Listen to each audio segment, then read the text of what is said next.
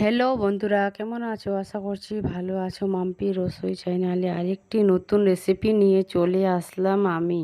বাচ্চারা এই রেসিপি অনেক পছন্দ করবে। সুজি আর ময়দা দিয়ে আমি একটি রেসিপি বানাবো। এখানে নিয়েছি আমি একটি কড়াইতে 1 চামচ ঘি অ্যাড করব। ঘিটি ভালোভাবে নেড়েচেড়ে নেব। নাড়ার পরে তারপরে আমি 1 কাপ সুজি অ্যাড করব। সুজি অ্যাড করার পরে সুজিটাকে 1 মিনিটের মতো ভেজে নেব। এখানে আমি হাফ কাপ ময়দা অ্যাড করব। ময়দা অ্যাড করার পরে আমি 2 মিনিটের মতো ভেজে নেব।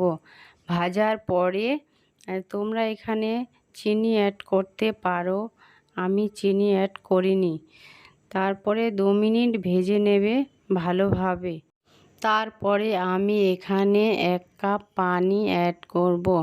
পানিটাকে দিয়ে ভালোভাবে সিদ্ধ করে নিতে হবে। 1-2 মিনিটের মতো ভালোভাবে সিদ্ধ করে নেবে। তারপর এতে দিয়ে দিব এখন আমি 1 চামচ ঘি। ঘি দিয়ে দেওয়ার পরে আবার একটুখানি ভেজে নেব।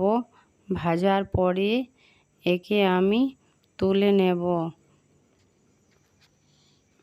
এখানে আমি নিয়েছি একটা বাটিতে। এখানে আমি একটা ডো করে নেব। ভালোভাবে ডো করা হয়ে গেছে। এখন আমি ঢাকনা দিয়ে দেব।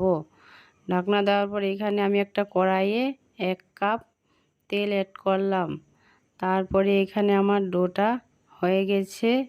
তারপরে এই ডোটাকে আমি ভালোভাবে হালকা হাতে বেলে নেব।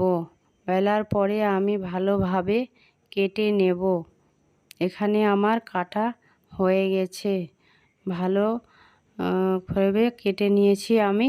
তারপরে আমি তেলে গরম করেছিলাম, তারপরে তেলে আমি ছেড়ে দিলাম। ছাড়ার পরে আমার সবটা ছাড়া হয়ে গেছে।